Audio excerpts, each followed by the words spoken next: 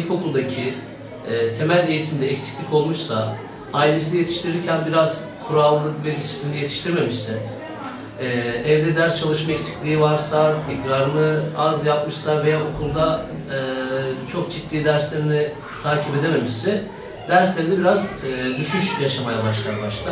Sonra bu düşüş iyice çözülmez bir hal almaya başlar ve öğrencide bir ön yargı oluşur. Ben bu dersi zaten beceremiyorum, benim zaten yeteneğim yok gibi belli ön yargılar oluşur.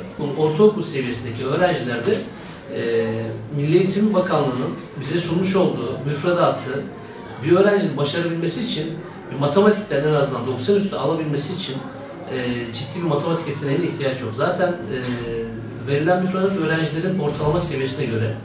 Aile de evde takibine devam etmeli, rehberlik servisi okulda onun takibini sıkı yapmalı.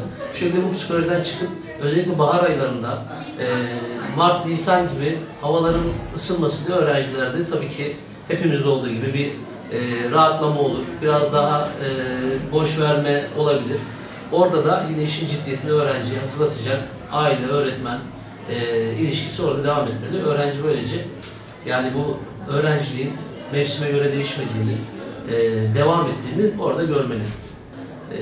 Her kişinin ilk öğretmeni ailesidir. Özellikle 0-7 yaş arasında hayata ilk adım attığı zaman küçük bir bebek diyelim, ailesinde ne görüyorsa onu öğrenir. Ailesinin söylediklerinden çok ailesinin yaptıklarını öğrenir. Eğer ailesi, bir örnek veriyorum, şöyle bir aile düşünün, akşam saat 6 oldu, 7 oldu, yemek geldi, baba açtı kitabını okuyor, anne açtı kitabını okuyor, çocuk nasıl yetişecek? O da kitabını okuyacak, resmini yapacak, küçükken büyüyecek, ödevini yapacak, dersini yapacak. Ama akşam oldu, baba açtı, televizyon seyrediyor, anne açtı, telefonla uğraşıyor, çocuk ödev yapacak. Bu çocuk ödev yapmaz, bu çocuk ders çalışmaz. Ailenin ismi bu kadar önemlidir. Aile öğrenciye çalışma disiplini kazandırabilir veya sorumsuzluk kazandırabilir. Birinci eğitmen ailedir, ikincisi okulda öğretmendir.